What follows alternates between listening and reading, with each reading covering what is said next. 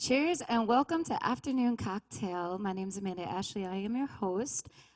Today is episode 6, and I am so excited to converse and share with you today's guest.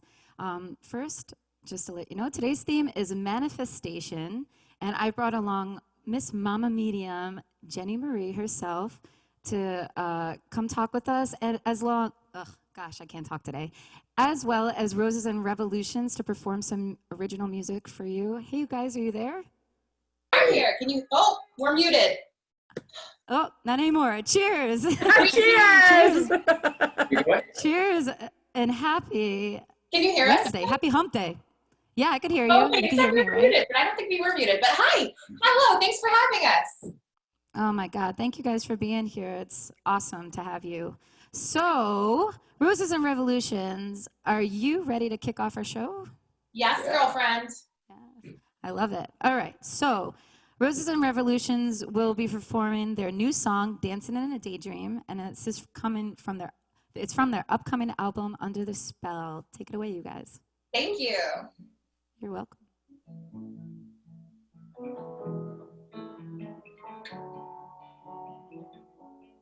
Late night, realize, driving steady, but I'm ready for the whiplash. Coffee and cigarettes, almost empty, but we're buzzing from a regret. Just you and me, dancing in a daydream. You and me, lost in the clouds. Just you and me, dancing in a daydream. Don't wanna wake up right now, don't wanna wake up right now.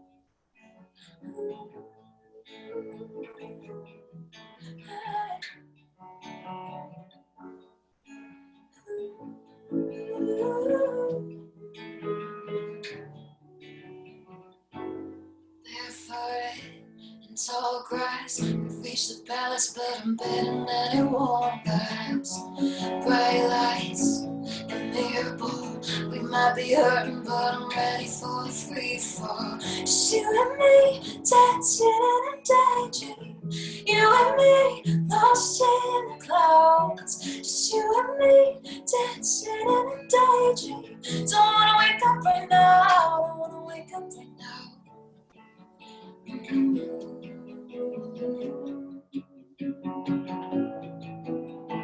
And if I open my eyes, will it all unravel? And if I turn the page, will I lose my shadow?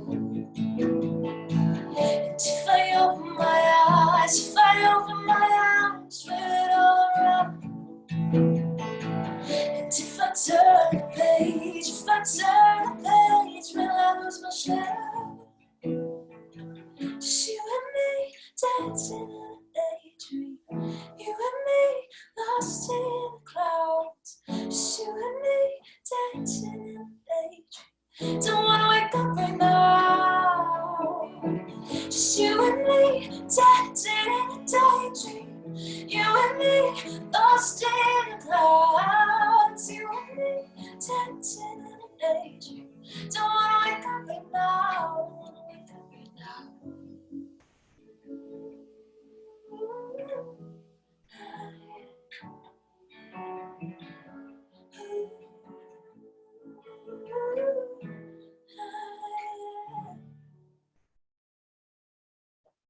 You just heard Alyssa Coco and Matt Merritt of Roses and Revolutions. You guys, congratulations on all your success. I mean, I'm so proud of you. I remember seeing you guys like 10, I want to say it was maybe like 10, maybe even 11 years ago. Does that make sense? Yeah, it does. That was like when we were just starting out, little babies. Okay, me too. I remember being at Love and Cup, and I was just getting introduced to the music scene here and performing in our music scene and doing some open mics. And you guys were performing with a group called Tinted Image, which was was that your first? I'm sure, Alyssa, did you have any bands before that, or was that your first band? The Alyssa Coco band.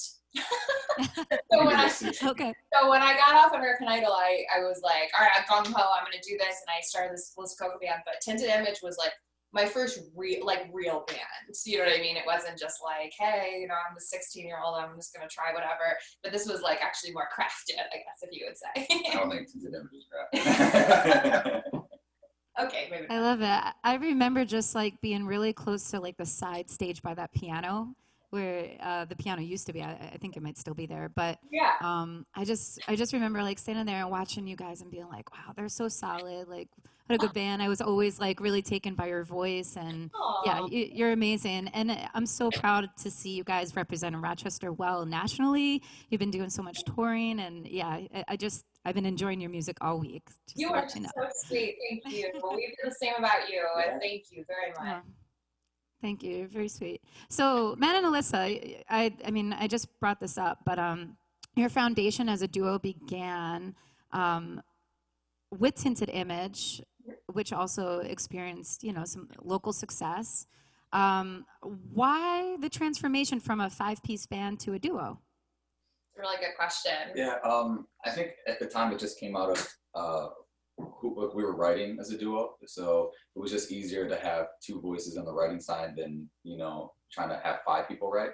So oddly enough, like with Roses, when we tour and stuff like that, we still have Levi, who's a drummer for Tinted Image. So we still have full band. It's still like a full band playing live and touring, and they're on like the recordings and stuff like that. So it's still very much like a lot of the same like energy that it was. It's just, you know, later in life. But the duo kind of just, we kept it that way because we were writing as a duo. So it just made it simpler. Easier to travel to. Sure, yeah, I get that. I was going to say, when you perform on the road, are you mainly performing as a duo, or are you like taking hired musicians to back you up, or do you like fly in Levi or any of your past musicians? Yeah, we do both. I mean, it depends on the show. Sometimes we do play like as an acoustic duo. Only the show calls for it. Yeah, only if like you know, the act that we're opening for, or if we're doing a headline show, but it's like specifically for an acoustic audience, you know, we'll do duo. Mostly though, we do have a drummer, and it's either Levi or Toussaint, and yeah, they'll fly in or they'll drive with us or whatever. We, you know, they're good buddies, so we have a good time with them. Awesome. So how would you describe your musical evolution? I mean, how has your music evolved over the years? And I mean, what musical avenues do you plan to explore in the near future? Yeah, another great question. Well, our music has, well, obviously just as you get older and you practice more and you listen to more music and you're opened up to, you know, more things, your music evolves. So I started out really pop. I was super like singer-songwriter pop, like Vanessa Carlton type, and just anything that was like really piano and vocal-esque, you know. And that was learning guitar, and he was really into like also very jazz oriented. He learned, you know, jazz, who's trained. But so together we kind of took our influences, which was cool. And, you know, we started that band Tinted Image. And then from then, you know, we've listened to all this new stuff, and we've really grown. Obviously you grow, it's been 10 years, but you grow with your writing and stuff. So now our music is more in the alternative world, like indie pop. So yeah. Awesome. So you've had some commercial success. I mean, you've written music for TV shows, right? Your song was featured on a TV show? Yes. What show was it? We've actually been lucky enough to have a few. The most recent one was a Lifetime movie. But yeah, awesome. We've done a few. Yeah. Like I'm blanking right now, but like we just, yeah, the most recent was Lifetime. There's gonna be a couple on a Netflix show coming up. Yes. We had Blackish back in December. Yeah. So yeah. So cool. I mean, how's that feel? That's got to be so exciting to know that your music is being played behind as a part of a soundtrack for, you know, some big shows. Funny enough, you actually don't 100% know usually until the night of. Like we've had times where like the sync team, a lot of times they'll clear it and then the show will license it and they'll pay. So like, I mean, you get compensated regardless, but you don't know if it's actually until sometimes you see the final thing. So there's been times when we're like watching it and we're like, are they going to cut it? Yeah. There's been times where it's like a few seconds, and there's been times where it's like a nice full minute or two. So it's like you really actually, our experience is we don't really know exactly the extent until you see the episode or the movie. Yeah. So it is kind of nerve-wracking. It is. Yeah. So these songs that are featured in these shows or these movies, are these songs that you've written specifically for what you're saying that you didn't really know? So this was just music that you kind of put out there, and they picked it up and they were like, "Oh, this is a great song. Like this will be great for our show." Or Yeah, did you write specifically? Majority of the time it's like one of our originals, and they'll approach our team and ask if they can license it for the show, and then it gets put in there.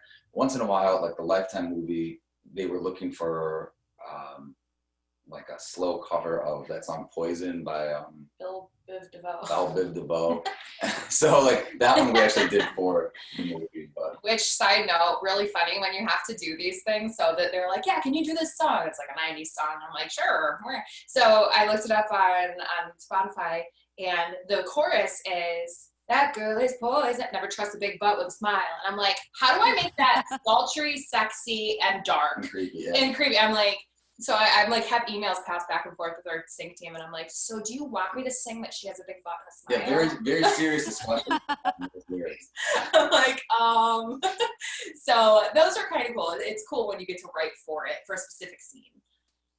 Sure. And I mean, how does writing for a show or a production like that differ than writing music for yourself? I mean, that's entirely different, I would imagine. Yeah, it really is. I mean, we always try to put our authentic, like, music, like our voice into it. So it's, if somebody hears it, they're like, oh, okay, that's Roses and Revolutions still.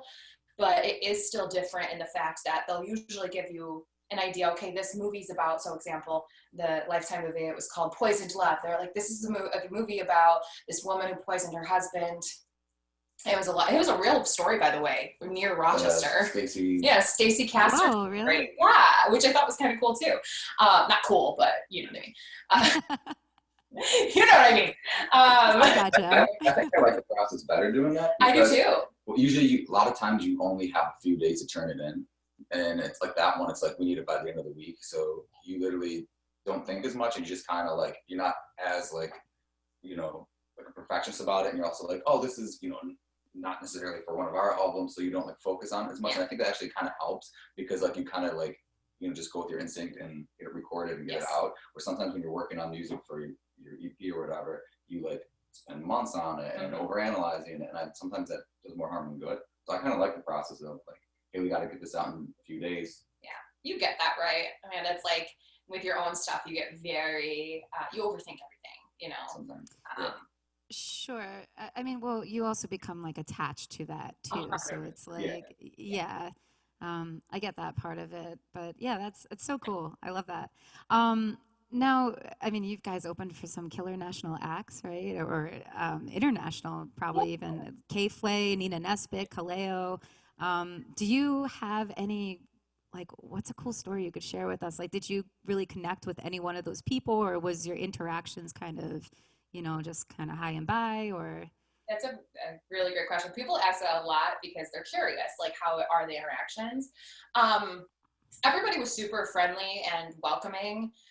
One instance in specific, so Kaleo is a band from Iceland, and they speak Icelandic. And really sweet guys. But one time after a show, I think it was in Florida? Or it was in Florida. And the guy, I don't know what instrument he plays. I think he plays guitar or something. I don't know. But I don't even know. But he came up and he's like, hey, do you guys want to hang out after? And I'm like, sure. He's like, all right, we'll put your number in my phone. But he's like speaking in like broken English kind of. He's like, put your number on my phone. I'm like, okay. He gives me his phone, and the keyboard was in Icelandic. I'm like, what do you want me to do with this?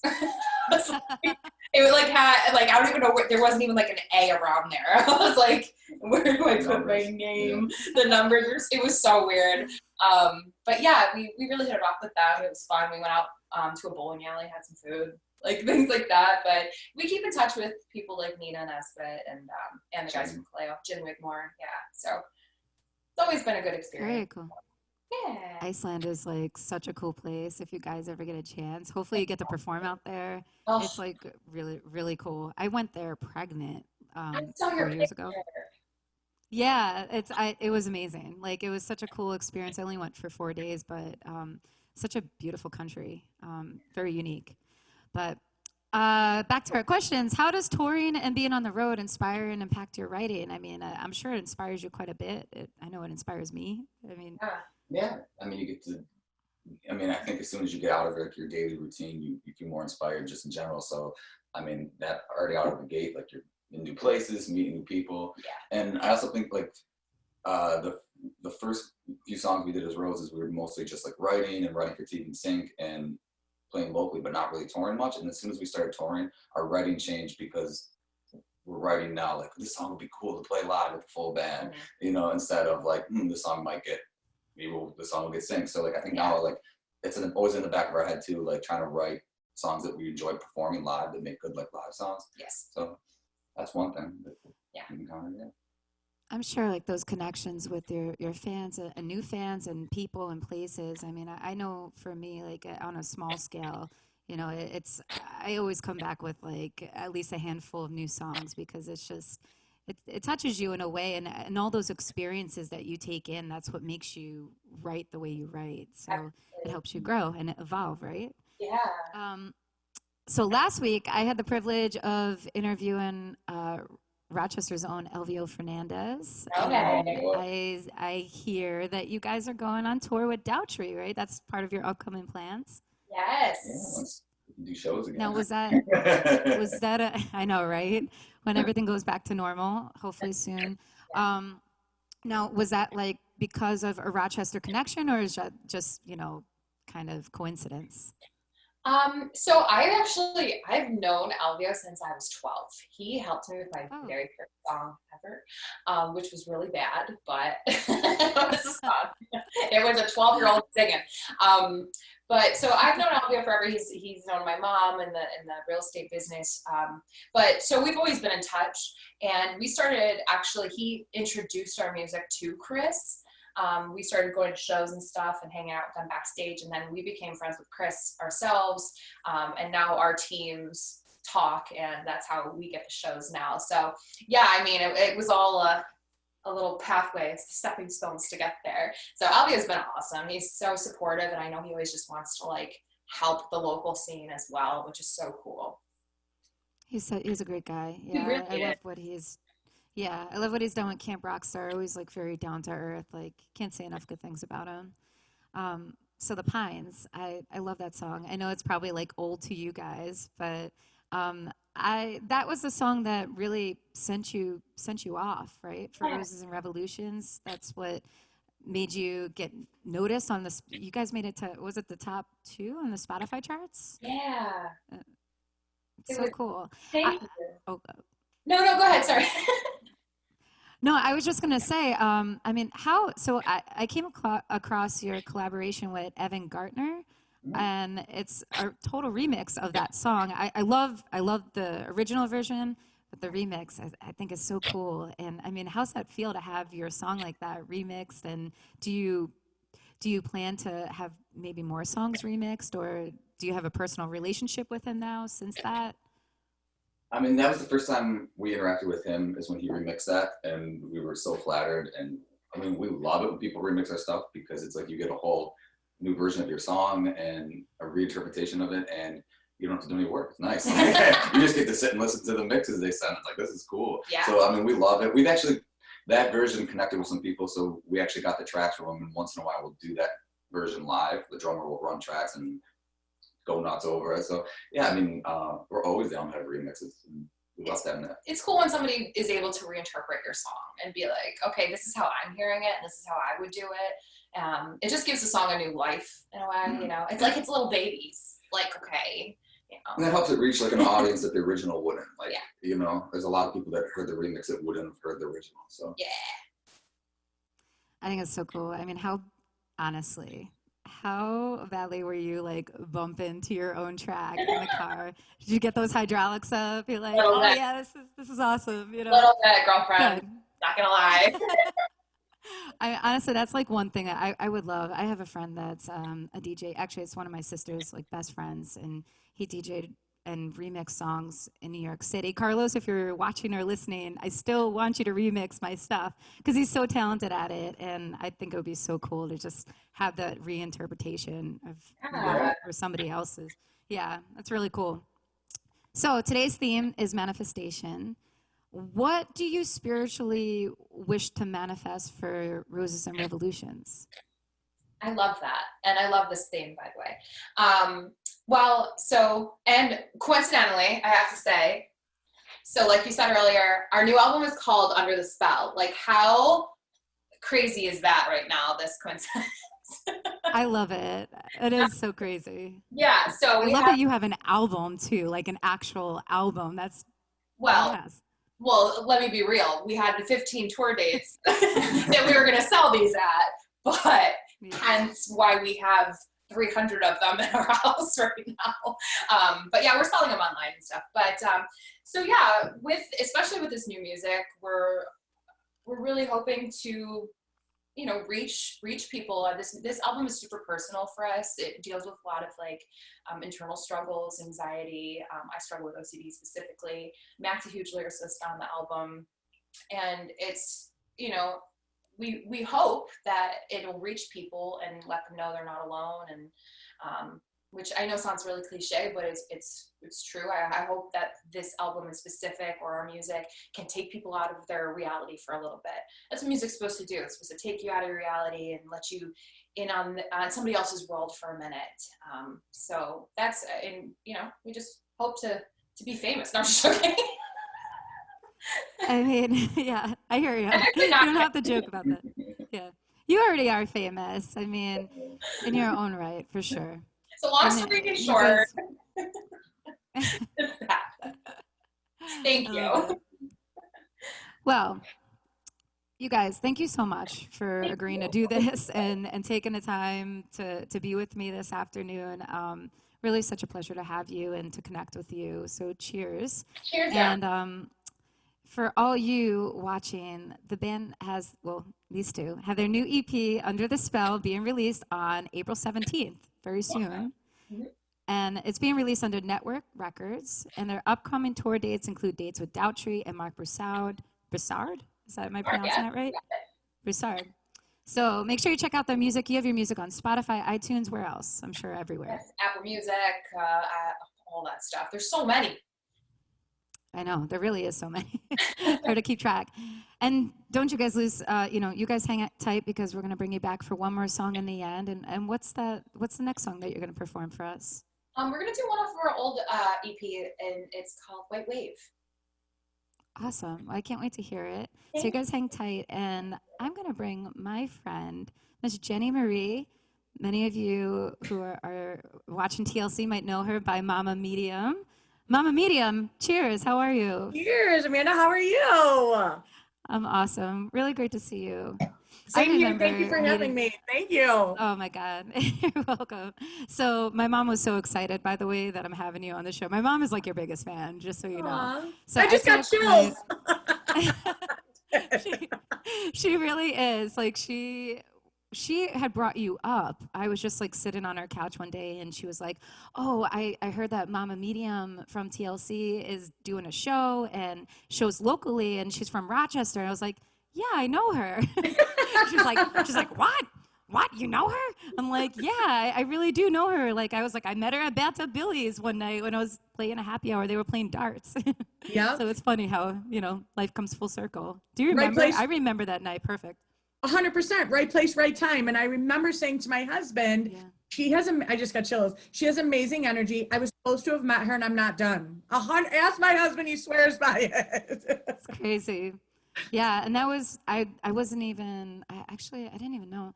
Yeah, that was before Remy. Yeah. So before I had my son, before I was pregnant. So yeah, it's been about 4 or 5 years, which is wild. But anyway, congratulations on all your success. I'm so proud of you as well. It's like seeing Roses and Revolutions and seeing somebody like you just kind of put Rochester on the map. We have such an incredible scene here. So tell me a little bit about your background. I mean, what was a defining moment in your life that made you realize that you had such a gift? So when I was 7, I saw my first dead person. It was my great-grandmother. Never met her. She told me things about my great-grandfather, like to hurry up and see him. He was going to pass. I pushed to see him. I saw him. He died within like 24 to 36 hours after. Oh my gosh, wow. In my teens, I started to see the future and get premonitions, weird ones, like things you don't want to see. It was like people getting hurt or something bad happening, and I ignored it. So I ignored it all for a little bit. And then in my late 20s, I went through a life-changing moment. I got divorced from my first husband. And I remember I was raised Catholic, Italian, don't judge me. So I remember thinking. Me too. Yeah. Right, I got it. So I remember thinking, God, if you help me get out of this marriage and help me be the best I can, I'll use my gift. Like, I acknowledged I had a gift, but didn't use it. And then towards the end, like, I know it sounds horrible, but I had like the easiest divorce ever. One time in court, $1,500, done deal. So at that point, I promised that I would use my gifts for healing and positivity. And the way that they came was, I don't even know how to explain it. Like, it was just, like, I always knew it was there, and then I asked for it, and it was like, here, if you're gonna help somebody, go help this person. And I felt like all the right people were put in my place to have healing, and I feel honored and blessed to do it. So it was a long time, late 20s, early 30s, going all the way back to 7 and teenage, and then ignoring it. And then in my 40s, drinking while I talk to dead people. So like, I mean, I have so many questions for you. Like, as I was like writing down my questions for today, like I was just like, man, I feel like I could write questions endlessly. So like, when you're 7 years old and you see your first dead person, I mean, did that freak you out? Like, or did you feel comforted? Or, I mean, I would freak out. I'd be like, oh my God, what's happening? Well, the word dead people is abrasive, right? So backtracking, like, I had this door and it was made out of knotty pine. So like the knots were faces, right? Like in our mind, we can imagine them being faces, but mine really was. And it was warm and comfortable. And it was just like, hey, I'm here. And I'm like, are you real? So at 7, I thought, I'm like all my friends. I have an imaginary friend, right? Like all my friends had these imaginary friends. So I felt normal, but she was telling me things about my great grandfather. And I didn't know who she was. I wasn't nervous though, because it was a feeling, if that makes sense. And she was just like, you should kiss and hug him. And I'm like, we're Italian. We see each other 4 times a week. Like, what are you talking about? But then there was a time where we didn't see him. And every night she would come, but it wasn't, I don't know. It was just, and it wasn't like a 3D face. It was just, I felt it and could see movement.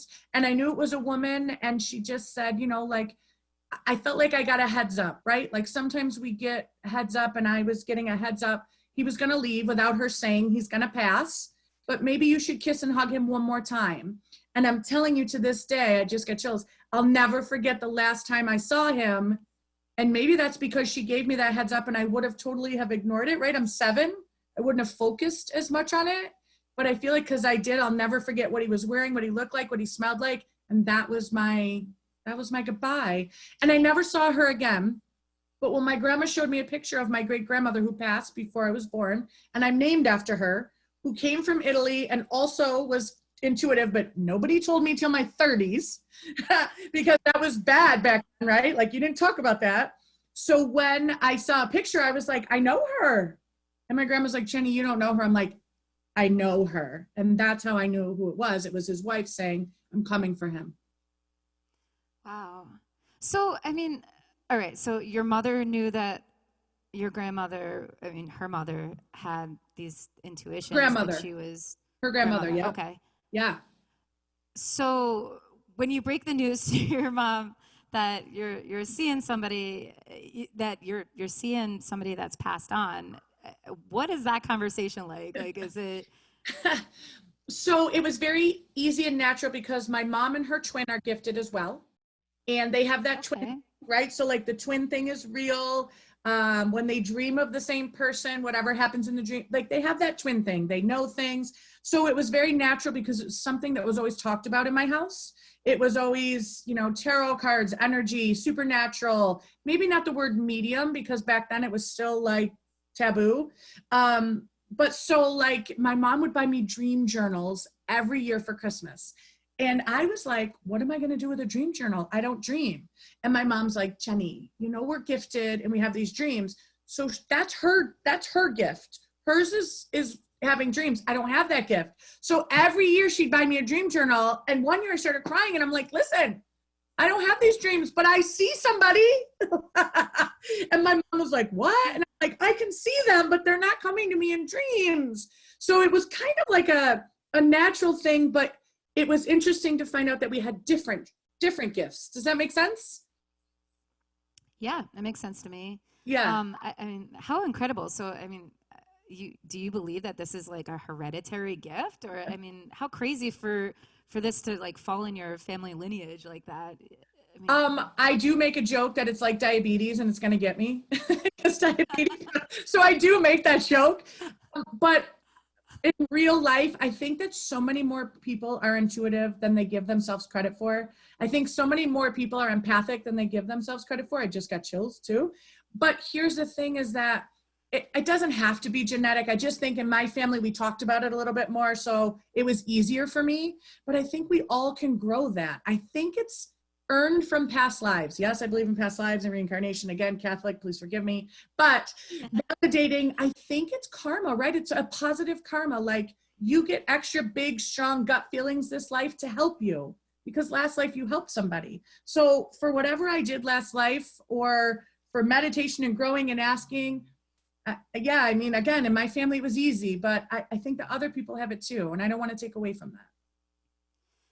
were you, okay, so your family, you know, is kind of used to this, but what about your best friend? You go tell your best friend, hey, like, like, or did you hide that? Did you like disclose that information from your friends as you're growing up and you're seeing these things? Or, like, are you like, I mean, how does that conversation go? So this is exactly what happened. When I was either 12 or 13, I played soccer and we were on the bus to a soccer game. And I always got motion sick. So I was sitting there with my eyes closed and while everybody else is turning around, right? You're on a bus, you're hanging out. And I remember seeing an ambulance on the field and all of us circled around somebody and I couldn't find myself in the circle. And I was like, what is this? It was kind of like Final Destination. What's happening? Why am I seeing this? I don't want to play. Where do I fit in? So I told my friend, I'm like, listen, this is what happened. She's like, you're crazy. You are crazy. That's not happening. Nobody gets hurt like that. Come to find out, fourth quarter of the game, I go to the bathroom. I come out. There's a circle of girls around a girl who broke her leg. Ambulances on the field. But at that time, why wasn't I in the circle? I had no idea because I went to the bathroom. So after that, my friend was like, hey, do you want to come to my house on Friday and talk about what you saw? Like she was all excited. I'm like, no, I don't. I don't want to talk about people breaking their legs. So we didn't talk about it as medium. We didn't talk about it as being gifted. But when I told my mom around that time, she handed us a Ouija board. And so we all started playing Ouija. And so I would tell my friends, I can't do it alone. The rules say you can't do it alone. So somebody has to do it with me. So totally made my friends do it. And my one friend to this day is like, I will never forgive you for making me play that stupid game. And I don't want to believe in it. Literally, she just said it 2 weeks ago. She tells everyone, Jenny's crazy. She made me play this game. But at that time, I didn't think I was a medium. I just thought, this game works. Hasbro Brothers figured it out. How wild. I just couldn't imagine. Okay, so today's theme is manifestation. And you had a premonition a year prior to having your reality show that you would be on television. Do you believe that Mama Media was a product of both a premonition and manifestation, or of manifesting what you wish to accomplish? That's a great question. And to be honest with you, it goes back 4 years before that. I had this premonition that we would have our own reality show. I kind of was like, am I making this up? Like, it's just not a thing, right? Like you just don't wake up and say, hey, I'm going to have a reality show. And I said to my husband, I think we're going to have a reality show. And he swore at me and said, not happening. And so, excuse me, I ignored it. So a year later, it felt stronger.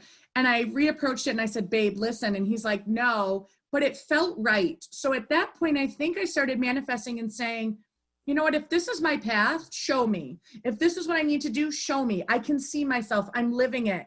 And then the next year, so we're 3 years in now, it it was starting to literally fall in my path. And I thought, well, I've asked for this because I saw it.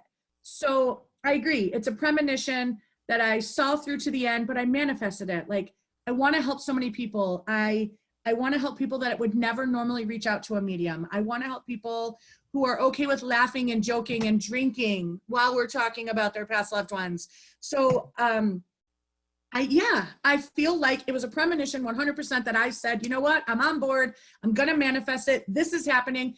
And to be honest with you, when we were pitching the show, there were several networks that were interested, and I knew it would be TLC. And I said, no, I'm supposed to be on TLC. This is how it's supposed to be. When they offered it to us, I agreed. I was like, maybe I should have thought it through a little bit, but I was like, I think I manifested this. I'll sign on the dotted line. I was going to ask you, like, how did you hook up with TLC? Like, how did that whole, collaboration come about? So in the midst of telling my husband, year 3, we're going to have a show, and he's still telling me, I'm afraid to have cameras in my house. What will it do to our children? I was manifesting. This is what I'm supposed to do. I feel it. I went to a group reading, and it was 5 couples. So there was 10 people, and the one girl had her brother in town. He surprised her. And she said, do you mind if he comes? I'm like, oh, hell no, bring him. It'll be fun. Apparently, I walked up to him before the show started. Thank you to wine. Thank you, Jesus. And I said, hey, we're going to work together. And you know what he said to me? Okay, creepo, we'll see. So I gave the whole reading. And afterwards, I went up to him, a lot of wine in. And he goes, you didn't even ask me what I do for a living. I'm like, well, what do you do for a living? He goes, I work for a television network in Connecticut. I was like, holy shit. I couldn't get out of that house as fast as I could to go call my husband and be like, it's real, it's happening, it's happening. So we Skyped with his boss. I drove all of my family to Connecticut. We filmed for 3 days. He actually offered us a deal and I said no. As horrible as that sounds, I said no. But I took that guy from him. I said, I just got chills. I go, I know you and I are supposed to work together. He moved to Rochester. He actually moved into our house with us, my friend Mike.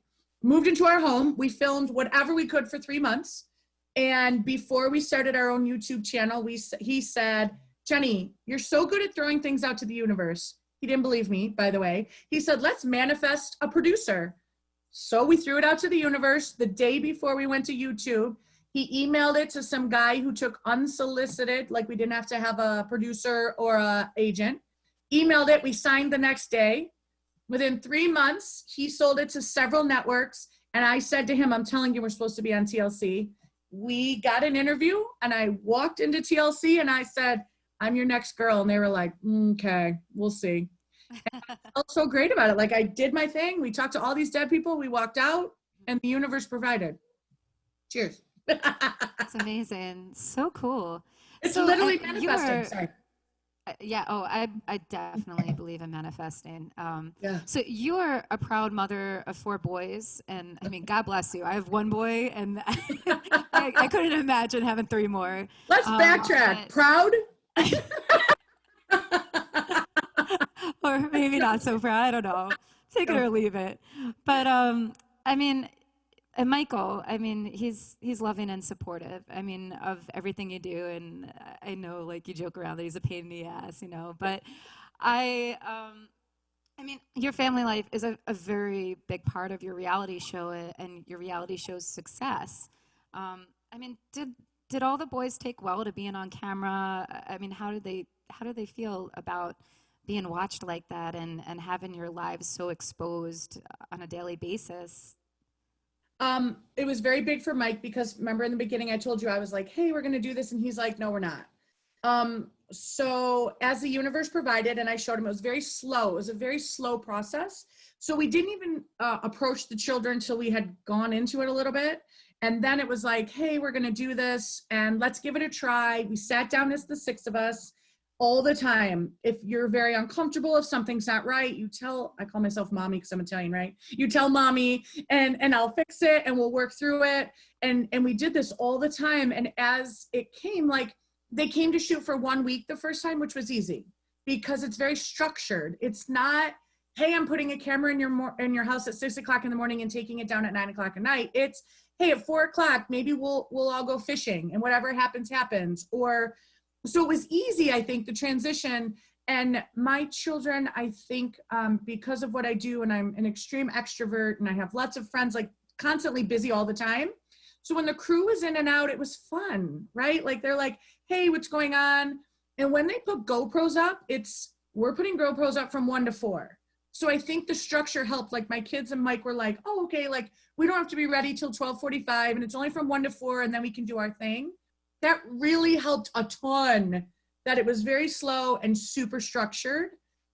So I think it just flowed. And I do think that my kids were a little nervous of how they'd be perceived once the show came out, right? Like, are people going to make fun of me because my mom talks to dead people? But I think because they were so supportive of me and they felt good of what we did, and the crew was, I mean, I can't talk amazing enough about the crew, but awesome. It kind of was easy. And then when everybody left, my kids were like, we miss filming. I'm like, what? Because everybody was so nervous, but it was very slow and natural. And I think that's part of the universe saying, like, you're supposed to be this way. If it was all ruffled, it wouldn't have worked. So you feel like it's positively impacted your family life? That, I mean, if they're missing it, obviously, right? I do. And I do not because of the filming part, but because of, I think that they've created bonds in a different relationship, right? Like everybody had a different job. And I think my kids respect it. I don't know. It was like a respectful thing. Every time I think about it, I think about respect. Like my kids were super respectful. They understood. Like it was never like they're divas. Does that make sense? They were always like, yeah, this is part of our life and I'm thankful for it. They're boys. They don't walk around saying, oh, mom, I'm so thankful. But I feel like it was a great experience, and they did say they missed it. And I think that's cool. I think I think all 4 of them recognize that it's not the norm. And I think that they feel like they never disrespected it. That's awesome. They seem like really good boys. I mean, you've raised them well. I think so. I mean, I know it's not easy. Like I said, I couldn't imagine having 4, but you seem to really provide a lot of stability, even with like the cameras on, off camera. And it really reflects like in your pictures and who you are and who they are. And I've met Michael before, I met Michael the night I met you, and, it's just, it's awesome to see. And I'm glad that you guys all kept like really humble and that you're you.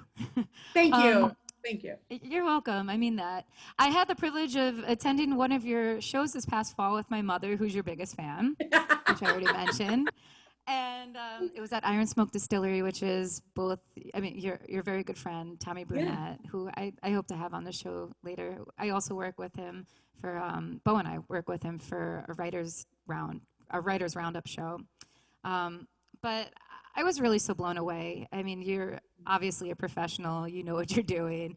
I love how even in a group setting, how personal the feel was, and how much of you put into it. Like you said, like you're just you, like you're sitting there, you're drinking, you're not there to, blow any smoke. You're there to do your job, but you make everybody feel so comfortable. And especially, I'm sure you have plenty of skeptics and people that are showing up there with somebody they know that they're like, yeah, I don't know about this, But anyway, one of the things that stood out to me was you've been saying it throughout this whole program so far, you get chills. Could you explain to me and to us what those chills are and what that feels like and what those chills bring on? So to me, chills is an affirmation from spirit. So I connect with spirit every day. And as an empath, I can feel everyone's energy, right? I can feel your energy. I can feel Alyssa's. I can feel Matt's. I can feel everyone's energy at all times. So the cool thing is, I just got chills. So the cool thing is that I had to teach, here's the other thing is that, yes, talking to spirit and doing what I do is very right brain, but as a natural, I'm left brain. I'm very super, what's the word I want to say? What's the word that my husband always says? Literal. I'm super literal. So if you say something to me like, I believe it, I get it, it's black and white to me. Spirit is so not black and white. So for me to build my confidence, for me to be who I thought I could be the best and relay messages, I had to teach myself, how am I going to know if I'm right? Like, I don't want to just be blowing shit up somebody's ass like, oh yeah, spirit says, right? Like, that's just not my thing. So for meditation and many years, I'm like, listen, you and I got to connect. You got to show me. And I would keep journals. Like, today I got chills when this person said that. And I truly believe that was a yes. Or I would ask spirit, like, listen, this is the message I'm getting. Is this what you want to show me? And I'd get chills. And I was like, okay, I got this. And so now I also say it, you know, before going to every group reading, like you've been to, listen, I want the highest and best message. I don't want to bullshit. I want it to be true. I want these people to walk out and feel like they connected with you. So make sure we're on. And then when I get chills, I'm like, oh, that's right. So that's the best part for me, is that, like you said, when people bring skeptics and they're like wrong, and I'm like, well, I got chills for that. So you're lying to me and you're in a public place, so I get it. But I want to be as true as possible, right? Like, I want to say that's real. So other people get chills too when I talk, and that's you being empathic. That means you can connect with spirit or energy on any way you want. For me, my affirmation is chills. What's the most obnoxious skeptic you've ever had? Like, has anybody ever signed up for a reading just to be like, no, like, I'm not going to believe this? You know, 100%. Yes. I have to say this, and I feel bad for saying this, but that's interesting you brought up, because through my emails today, I saw that I had a woman who I got on the phone with. It was a phone reading. And she said, I'm a medium. Don't bullshit me. This is what you're going to tell me about. And I was like, okay, all right. I got you. So I started telling her something. She was like, nope, that's not what I want to hear. Try again. Nope. Try again. I'm like, listen, if you're a medium, like, you get, like, I can only show you what they're saying. I can't say. And she was like, nope. Okay, changing people. I want you to pull this guy who wrote this book from 1800s and tell me what he said. I was like, I need a drink. Like, I can't. No, I don't even know what you're talking about right now. But the whole time I was talking, I got chills. And afterwards, I thought to myself, it wasn't about, you know, being as a medium, maybe I don't know, I intimidated her or something. I don't know. I'm a strong energy and I'm very confident. So maybe that upset her. But afterwards, I thought to myself, I said, thank you. And I thought maybe she needed to hear that. And who cares how I receive it, as long as she received it the way she was supposed to. Does that even make sense? Like, it wasn't about me. Like, I had to take myself out of the whole thing and be like, it's not about you, Jenny. It's about her. And who cares? You did what you're supposed to do. And I felt very confident.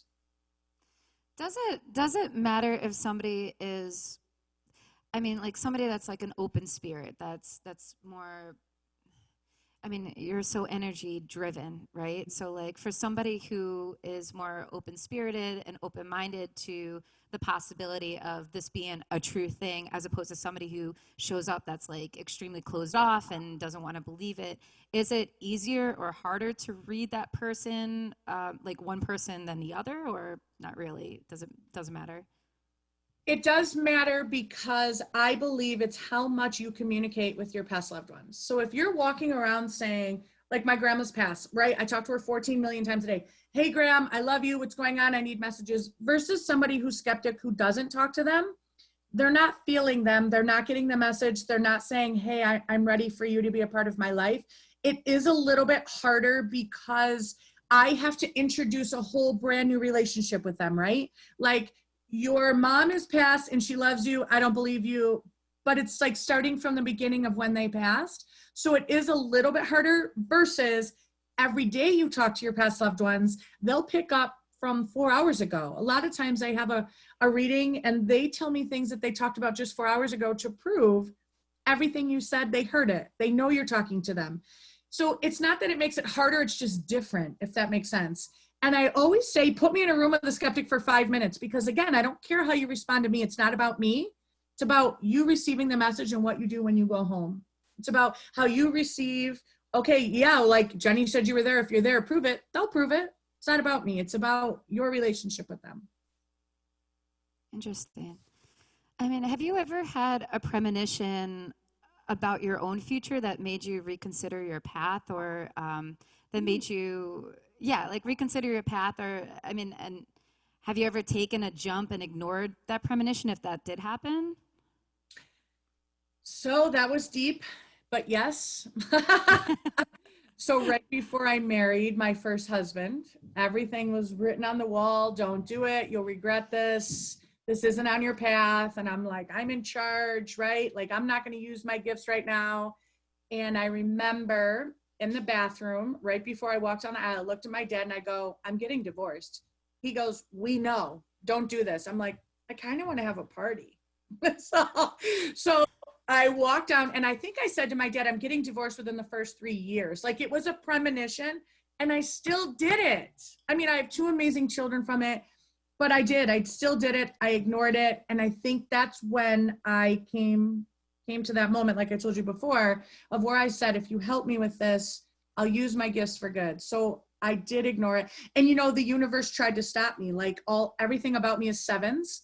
I was born 8777, everything in my life, 7, dead person, whatever. I got a million 7s. Tried to marry this husband on June 7th, and the universe retracted it, and I had to marry him on the 6th. Like, there were so many signs, and I still ignored it.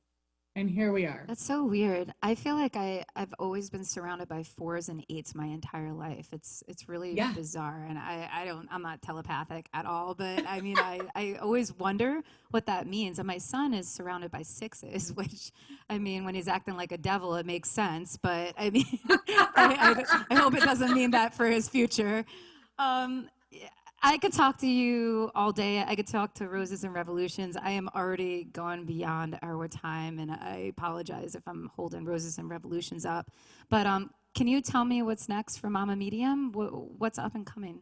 So I just got chills. I'm super excited that you asked that. So we are no longer under contract with TLC, not because of anything negative. It's just our paths separated. I am under contract with a new production company. We are looking for a new network. This goes back to manifesting, because I think I've already manifested the new show. I already see it happening. I just can't plant what network it's on, and I'm letting the universe provide. There's so much more healing to be done. I'm hoping, I just got chills. I'm hoping with the new show, I want to reach people who wouldn't normally, not to take away from the people who want to see me, because I love you all and I appreciate it, but I want to reach people who maybe wouldn't go and maybe need a message really strong, if that makes sense. So I'm hoping the show will do that. I know we're not done. I see it happening. I'm manifesting it. I'm premonitioning it. It's happening. I just can't tell you a whole bunch. I understand. Well, I mean, I'm rooting for you all the way. I wish you continued success. Thank you so much for being a part of this and for being you and for bringing light into people's lives and light and healing. Thank you. You're amazing. Oh, thank you. Thank you. Not amazing. Thank you. You are. And Roses and Revolutions, are you ready to close us out with one more song? Sure thing. Yeah, I just want to say we so enjoyed that interview. Jennie, you're awesome. Like, honestly, and Amanda, you kill it with questions. And this was really, really cool to be a part of. And congratulations on the show. That's really exciting. Thank you. Thanks. Same to you. Yay. All right. Yeah. So another tune. One more tune. Thank you guys. Thank you for having us, Amanda. This one's called White Wave. Hope you dig it. 1, 2, 3. Cool it down with purple and blue. First colors that show to you. Yellow and green and taking place. Same boy with a different face.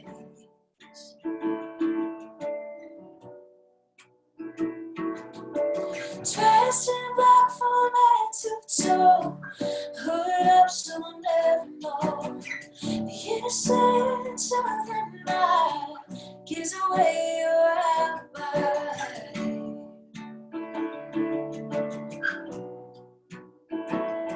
And when you lost something that you cannot find, like a memory in the back of your mind. And when the drugs kick in, I'm feeling fine. I'm gonna ride the white wave tonight. Ride the white wave tonight.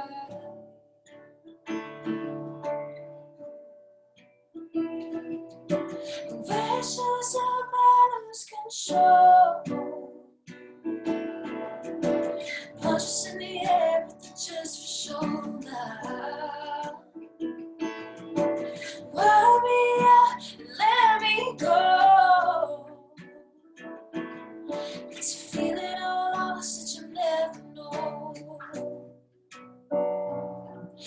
when you lost something that you cannot find,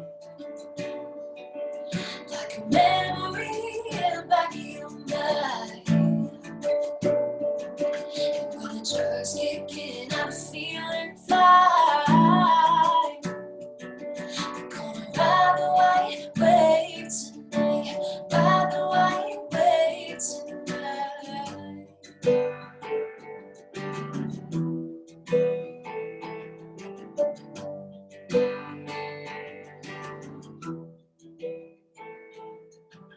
Cool it down with purple and blue, won't fix what you put me through. Yellow and red now and day, some scars never fade away. And when you lost something that you cannot find, like a memory in the back of your mind.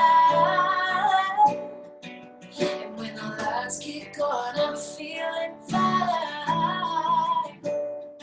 We're gonna ride the white wave tonight, ride the white wave tonight.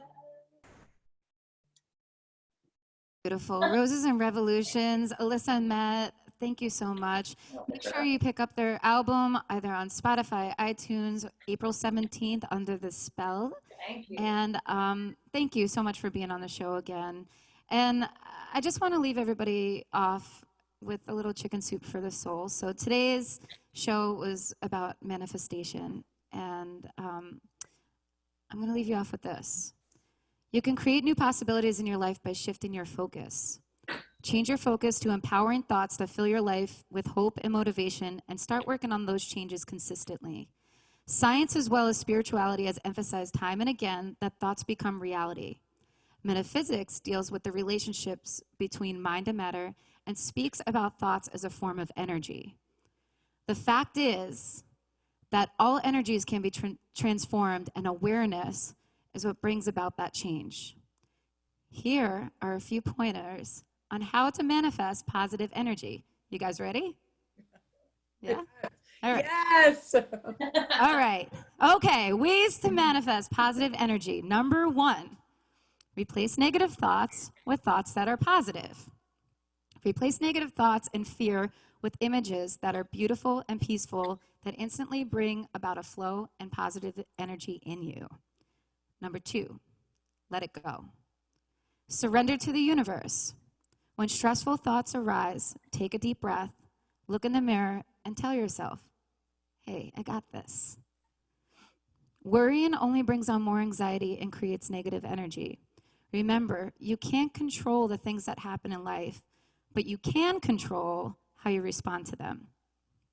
Number 3, develop a positive attitude. Keep an open mind, have compassion, celebrate the happiness and success of others, and try to understand different viewpoints. All these qualities create positive energy within you. Number 4, find your Zen. Find a form of meditation that works for you. For me, my meditation derives from going on long bike rides, driving long distances with the music off, writing music. Whatever brings the focus back to you. Quiet the noise, free your soul, body, and mind from the congestion, and allow yourself to be alone in your thoughts. I give myself at minimum about 10 minutes a day, every day, and trust me, that's not easy to do with a 3.5-year-old, especially a 3.5-year-old that's always bossing me around. But fill those thoughts of positivity and reflect on the good in your life, drive out stress and conflict from your mind, and welcome clarity and peace into your life. Number 5, developing gratitude. Giving thanks for all that you have creates positive energy. Simply state out loud to yourself one thing a day that you are grateful for, or maybe keep a log or a dream journal. Keep a log of things that you're grateful for. And lastly, number 6, surround yourself with positive people. Surround yourself with those who possess admirable qualities and who are positive contributors to society and those around them. If you are living a drama-filled life, chances are high that you're attracting negativity and allowing drama to filter into your life. Remember, you're as good as your company. Your time is valuable and sacred. It's the only thing you can never get back, so use it wisely and share it with those who are most deserving and who are positively contributing to the life you're working towards leading. Thank you so much for tuning in. I hope that today's program leaves you with lifted spirits and motivation to live your best life today and always. Cheers. Cheers. And cheers. Big thank you to Mr. Bo Ryan. Bo Ryan, could you just say hi for a second? Yes. Bo Ryan Awesome. is the brains Am I here? operation. What's up, everybody? Cheers to Bo Ryan. I mean, he's working hard back there, making me look this good and sound this good and keeping us all connected via live stream. So thank you, Bo Ryan. Boya Productions, boya.com. Again, thank you to all of today's beautiful guests. Take a moment, subscribe to Afternoon Cocktail on YouTube, please. It's in the enclosed link. I'll attach it to all these shares. And binge away on all our past episodes. And join us again this Friday for interviews with business professional, music journalist Dan Gross, and for a live performance from Syracuse, New York's songwriting duo, Professional Victims. I will see you guys Friday. Thank you so much. Have a great afternoon.